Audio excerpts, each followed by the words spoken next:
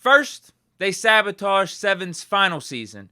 Now, they're sabotaging 8's first season. What a shame. Yesterday during 7 shots, the heir apparent, Kenny Pickett, wasn't even given a snap. Why draft soldiers if you ain't gonna put them in for 7 shots? To make matters worse, apparently Pickett didn't really have his best showing yesterday when given the opportunity. Followed up the pick from the end of practice on Wednesday with a pick to start practice on Thursday. But then he bounced back for the rest of practice, showing some mental toughness.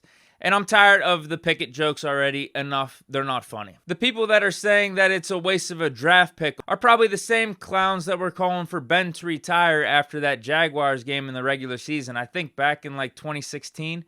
Give me a break. It was the second practice. Dude's playing with like third stringers. And it's not like, according to reports, the other quarterbacks were world burners yesterday either.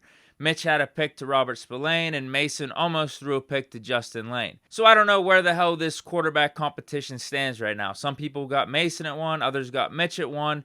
But you know what the solution is to all these problems? Bring back the goddamn GOAT. And speaking of the GOAT, it becomes more and more apparent, as I kind of talked about in the intro, that the sabotage of his final season actually did happen. The evidence is all there, and we just keep getting more and more evidence. Yesterday, we had a soundbite from Kendrick Green where he said, yeah, actually, I didn't really like playing center. I prefer guard, and I think I'm going to be a lot better at that. So you're telling me we drafted this dude in the 3rd round last year before 7's final season, and we put him at center. Didn't even like playing center, thinks he's a lot better at guard. It's mind-boggling. Moving on, though, we've talked about Deontay's contract extension all offseason, but another dude that is due for a contract extension that hasn't been talked about as much, Chris Boswell, is reportedly close between him and the Steelers to getting this contract done. You know, the guy that is responsible for a lot of points being put up on a board on a game-in and game-out basis. Right now, his contract averages to around $4 million a year. I think it's $4.2 million exactly. Tucker is getting $5 million per year, so I'm assuming whatever contract extension happens, it's not going to be too much more than that. If Boz wants to be the highest paid kicker in the league, give him like $5.01 million per year. Because anything more than that would feel like an overpay if Tucker's just getting $5 million. But honestly, what's the difference between $5 million and $6 million, especially when you have the Steelers spending like $20+ million in dead cap this year? The salary cap's going to continue to go up. And you know, bad contracts happen pretty much on a year in, year out basis.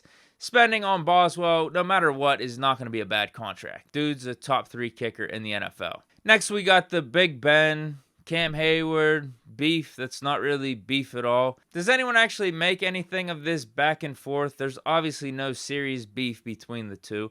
Ben made some initial comments saying like, yeah, the league feels a little bit more me first nowadays compared to whenever I first entered the league. I don't know if anyone would necessarily agree with that. A lot of people are looking out for their brand. And then Cam responds and defended his teammates and saying like, yeah, no shots at 7, but we got a lot of team first guys in the building. I'm going to protect my guys. And then Ben responds to those comments and says, yeah, I should have been more clear. I do think the majority of the guys are team first. So I don't really have any takeaways from this, but where this story hits its peak has nothing to do with 7. Cam Hayward was asked by a reporter, what are some red flags in me first guys? If you're taking off your pads in the middle of a game, we're going to have a problem. I love AB to death, but he wasn't doing that here. And then Mr. Big Chest responds and says, Cam, make the Steelers great again. And also included like a funny face. So presumably all is well between AB and the Steelers, AB and the city. Think he had a concert here about a month ago. And you know how the NFL season plays out, injuries, knock on wood, it's the last thing I want to happen. But if we are in need of AB at some point in this season, you know, he's not employed by any other NFL team.